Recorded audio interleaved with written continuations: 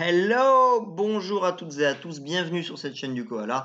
Aujourd'hui, nous sommes en compagnie, de moi-même et de personne d'autre, si ce n'est l'esprit collectif qui nous guide tous ensemble, toutes et tous, cet amour de Magic, cet amour des cartes, mais cet amour de l'art aussi, parce que toutes ces petites cartes sont des petits tableaux, des petits bijoux.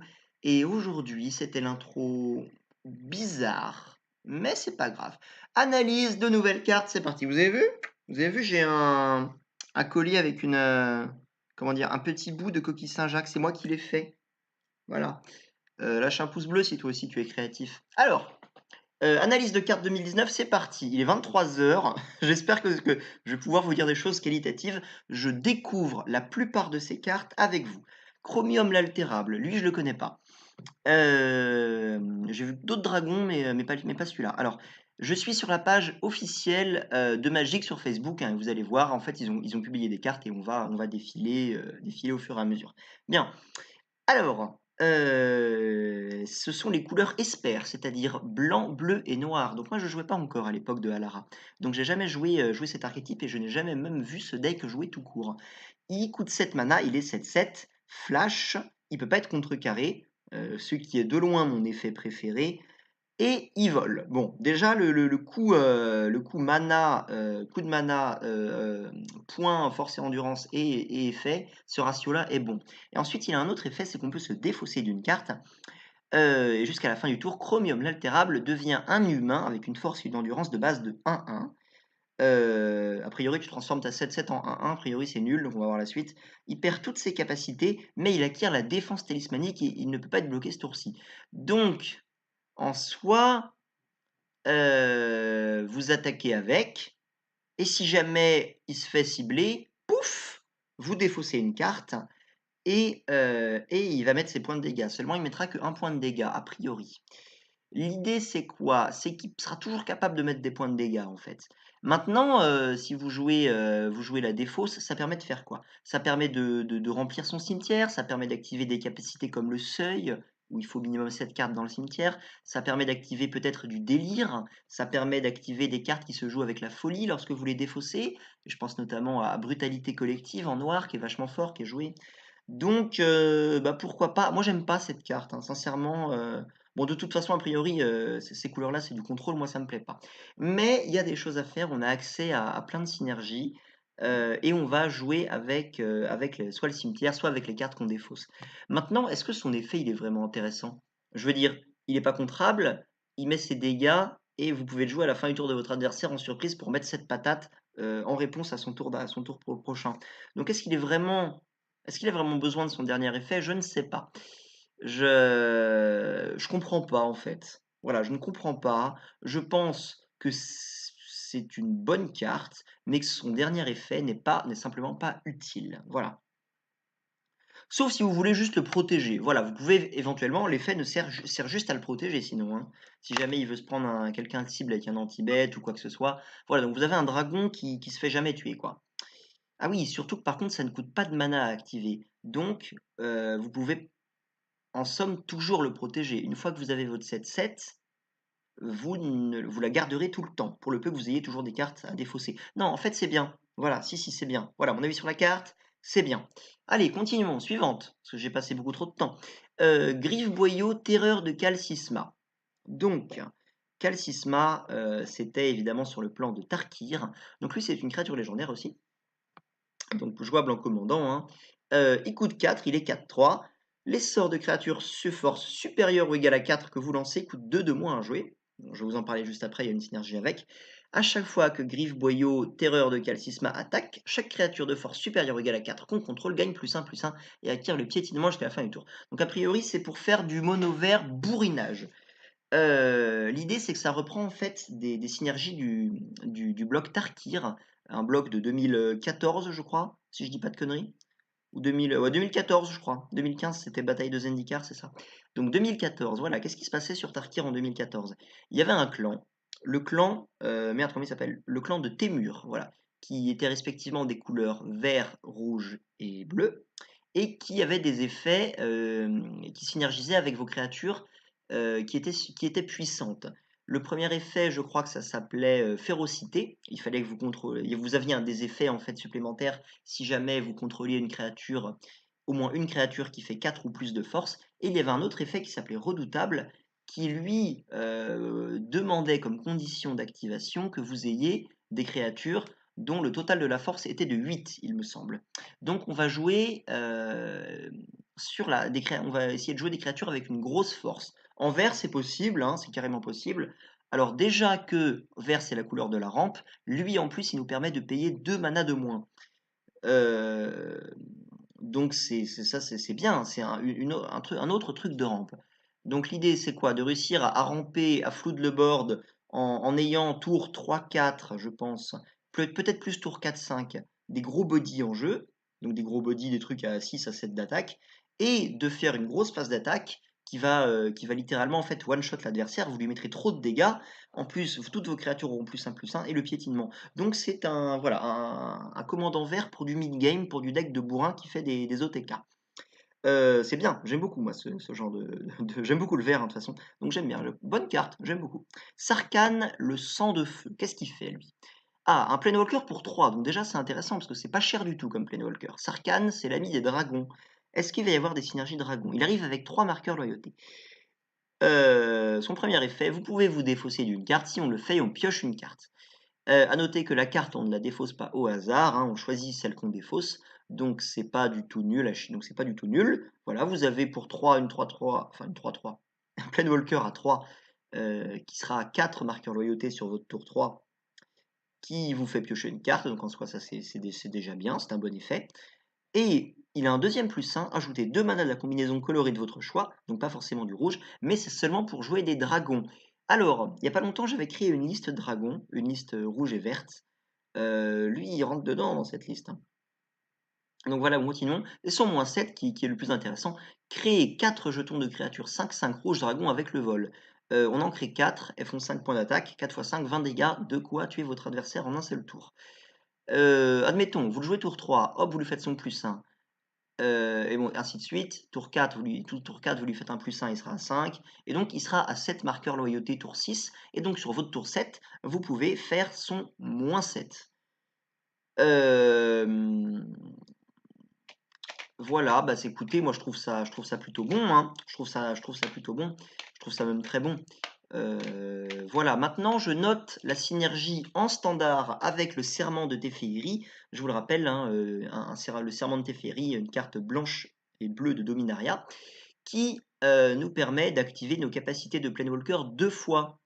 Et ici, ce que je vois, euh, c'est que vous pourriez jouer en fait ça. Vous jouez des dragons couleur Ojutai et peut-être les deux partenaires dragons là, de Battlebound, le blanc, blanc et noir, blanc et rouge, pardon.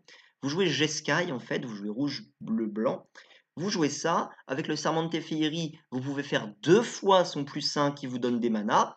Donc, vous pouvez techniquement gagner 4 manas par tour, jouer vos gros dragons, et ça va dégénérer de ouf. Donc en soi, je trouve ça très bien. Voilà, c'est cette synergie-là qui me vient à l'esprit en premier. Très bonne carte, hein. Je lui mets une bonne note aussi. Je vais pas lui mettre de notes parce que voilà, mais je pense que c'est une très bonne carte. Liche au phylactère. Il me semble que c'est une réédition, ça. Dites-moi si je me trompe. 5/5 indestructible pour 3. Au moment où ça arrive en jeu, on met un marqueur phylactère sur un artefact qu'on contrôle.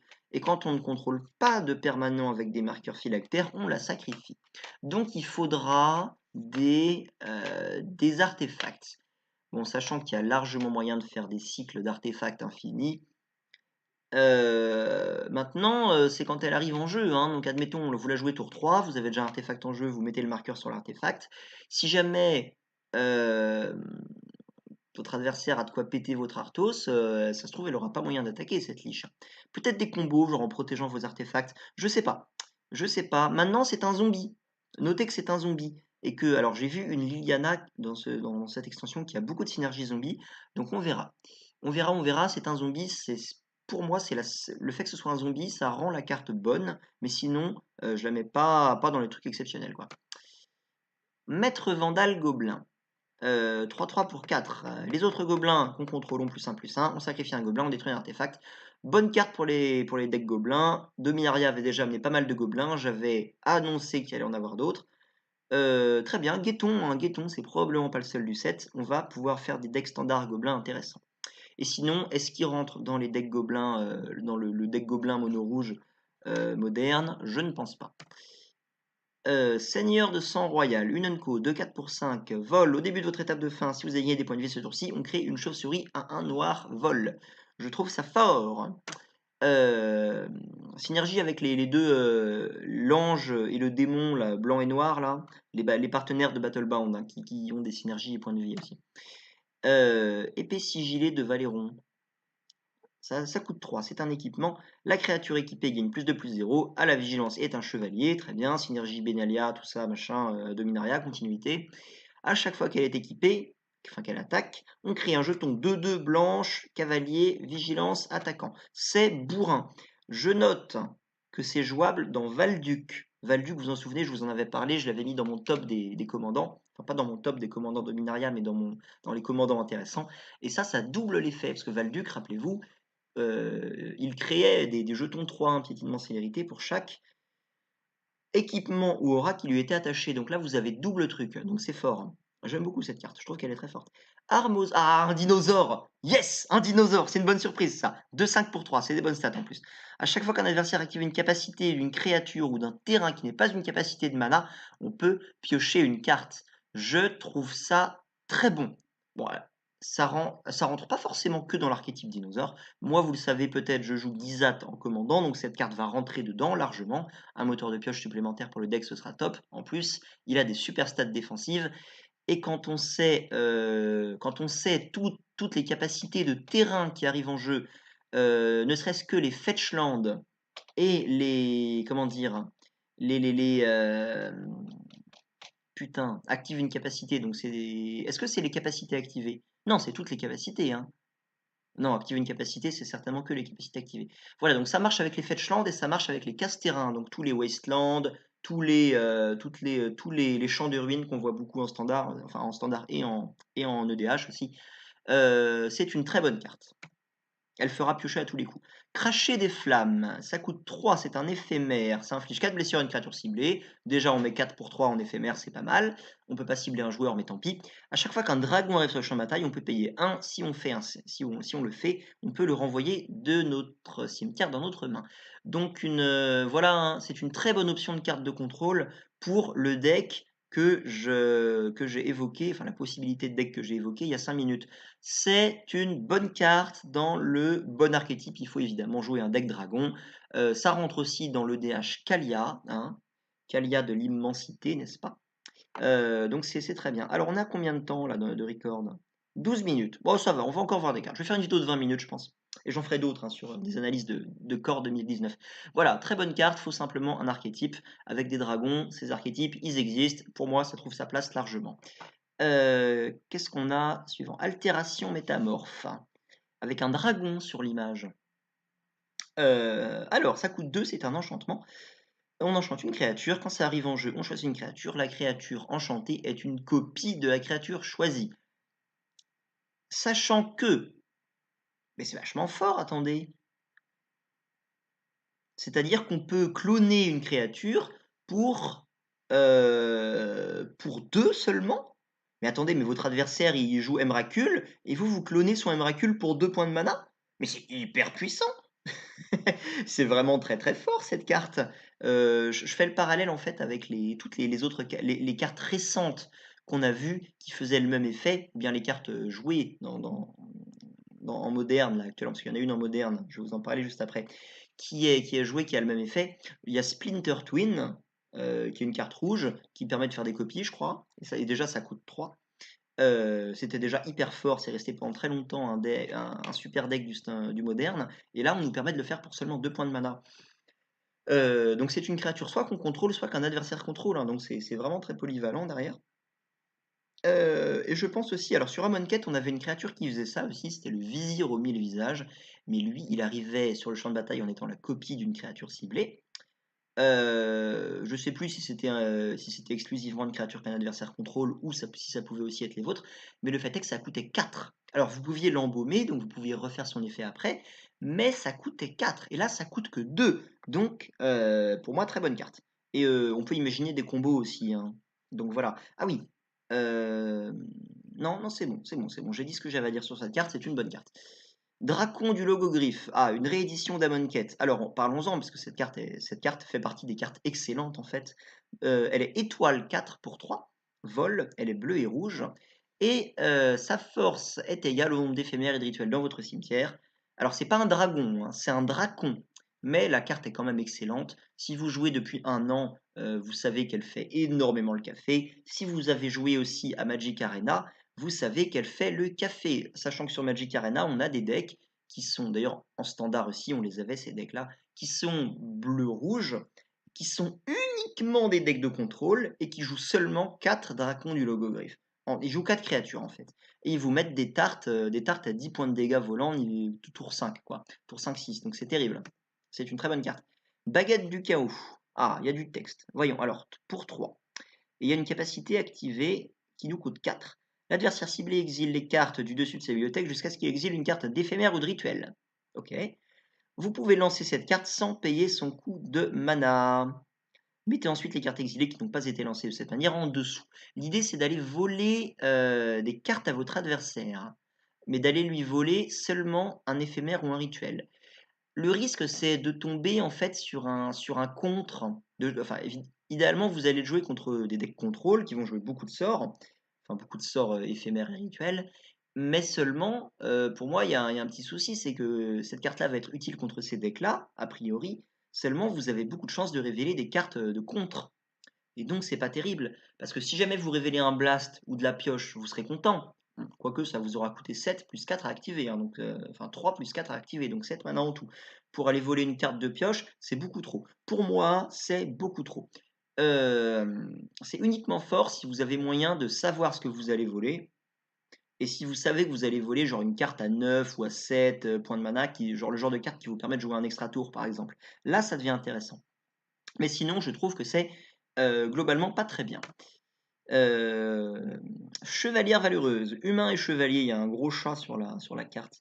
3-4 pour 3, pas pour 4, pardon. Les autres chevaliers qu'on contrôle gagnent +1/+1. Encore une fois, l'archétype chevalier, que ce soit blanc ou blanc-noir ou blanc-vert, hein, de Dominaria est carrément renforcé avec cette carte. Ça va même devenir une carte maîtresse du deck qui pourrait lui permettre d'exister.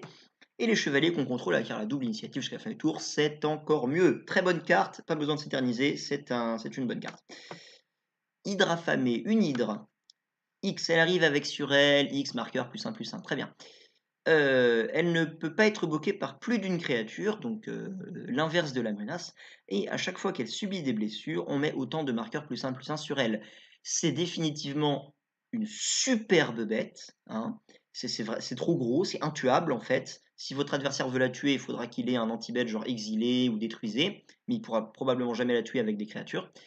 Euh, Ah voilà, il y a quand même une petite précision, parce que je me posais la question, c'est qu'elle doit survivre aux blessures si elle veut gagner ses marqueurs. Bon, elle survivra probablement. Hein. Déjà, vous jouez vert, vous jouez de la rampe, vous aurez moyen de faire une grosse bête dès le départ. Et si jamais votre adversaire peut réussir à la tuer avec ses créatures, enfin avec sa seule créature, parce qu'il peut la bloquer qu'avec une seule créature, eh bien, vous jouez vert, vous avez moyen de jouer des petits éphémères, des petits éphémères très bons pour booster votre bête. Donc, pour moi, c'est une très bonne carte. Elle n'a pas le piétinement, mais bon, vous lui enchantez avec une petite rancœur et c'est terminé, votre adversaire succombe tout de suite. C'est très très bien. C'est très bien. Et je note la synergie avec les partenaires de Battlebound. Vous savez, alors ils sont qu'en anglais, mais c'est Pyr et Toothy. Toothy, hein, bon accent anglais. Hein.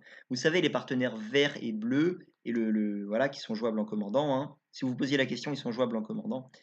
À condition que vous les jouiez ensemble, hein, en partenaire et pas avec d'autres partenaires qui marchent pas avec. Évidemment, vous vous en doutez, vous le savez déjà probablement.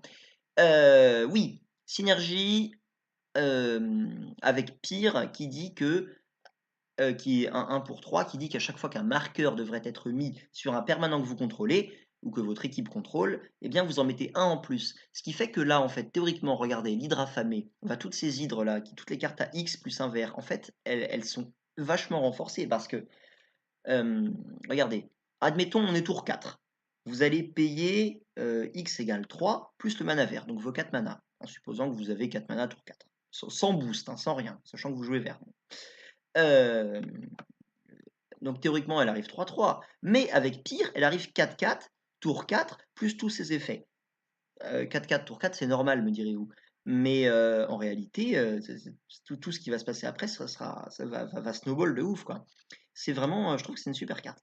Pyromancien dédaigneux, j'aime beaucoup le dessin. 2-2 pour 2, une carte qui fait des trucs. Défaussez-vous d'une carte, piochez une carte, d'accord. Sacrifiez le pyromancien, il inflige 4 blessures à la créature ciblée. On brûle, on brûle, on garde, on brûle. Bien, une carte auto-da-fé. Alors, on en pense quoi de cette carte?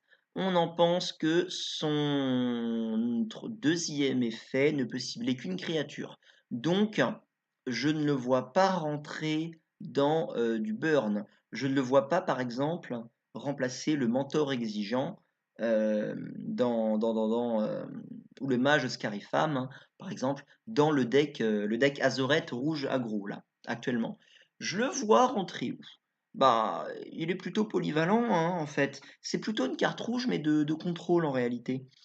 Donc je le vois rentrer dans l'archétype dont je vous parlais juste avant. Voilà, avec les dragons là et tout là. Voilà. Que dire de plus? Je ne sais pas. Ah oui, effectivement. Alors il y a un mec, bon, on est sur Facebook, hein, donc je vais pas gommer son nom. Toi tu vis, toi tu vis, toi tu vis, toi tu crèves. Toi tu vis, toi tu. Si vous avez la référence, lâchez un pouce bleu.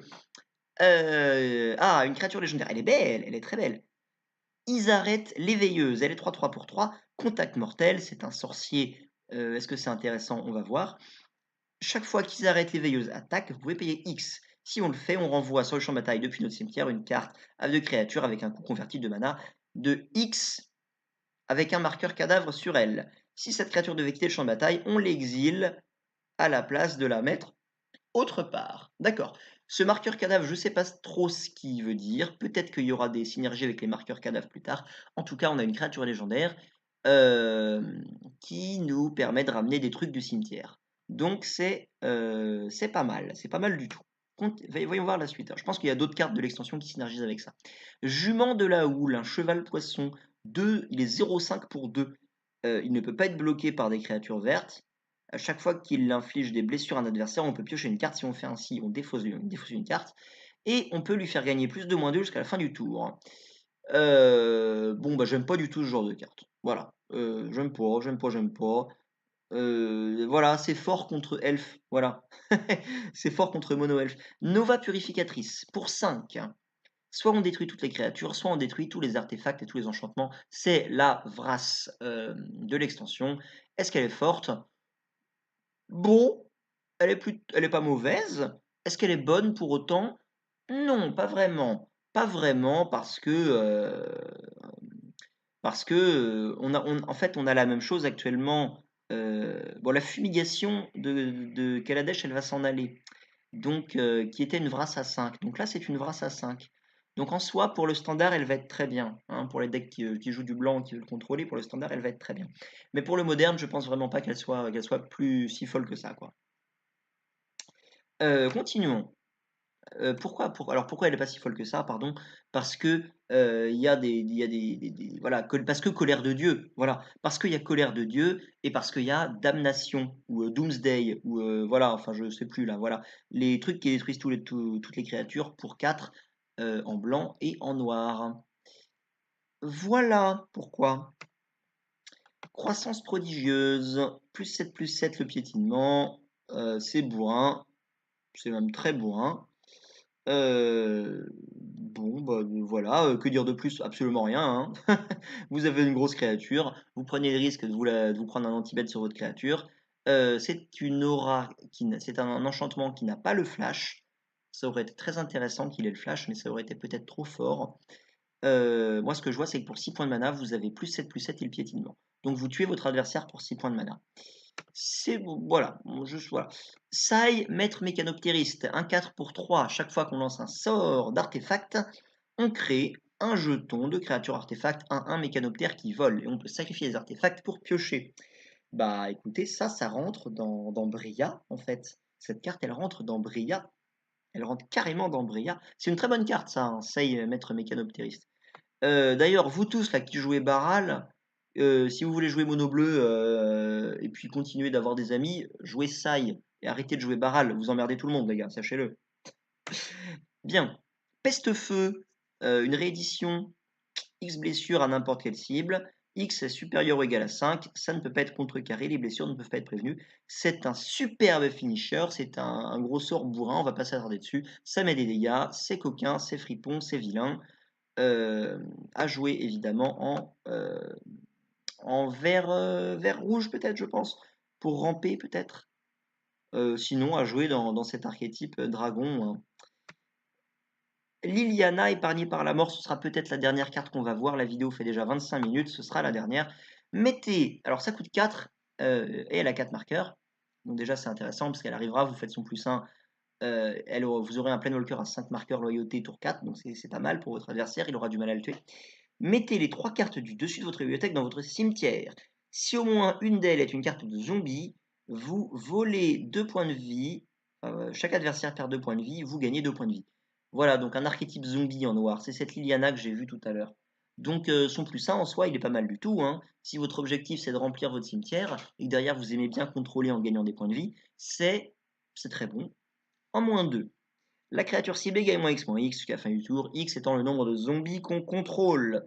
Le truc intéressant à noter, c'est qu'elle arrive avec 4 marqueurs loyauté et que elle a un moins 2. Elle a un anti-bet en moins 2. Donc vous pourrez faire 2 fois son moins 2 en fait. Hop là, le tour où elle arrive, si vous êtes dans la merde, vous faites déjà un moins 2. Et le tour d'après, si elle est encore à 2 marqueurs loyauté, vous refaites un moins 2. Et donc en une carte, vous aurez eu 2 anti-bets. Donc c'est pas mal. À voir maintenant si vous avez suffisamment de zombies en jeu. Euh, mais si c'est pour tuer des petites, pour juste se défendre contre un deck aggro, si vous avez ne serait-ce que un zombie en jeu, vous ferez des -1/-1 sur les petites créatures agressives en face, et a priori, ça sera suffisant pour les tuer. Elles n'ont pas beaucoup d'endurance, les créatures, créatures des decks aggro. Et son -3 que vous pouvez faire tout de suite aussi, hein. Vous pouvez lancer des cartes de zombies depuis votre cimetière ce tour-ci. Je pense pas que vous aurez envie de le faire tout de suite parce que déjà tour 4, vous avez probablement pas assez rempli votre cimetière. Et surtout, vous avez joué tour 4, vous avez vos 4 mana, vous n'avez plus de mana en fait pour lancer vos sorts de créatures. Donc ça sert à rien, il faut quand même avoir plus de mana.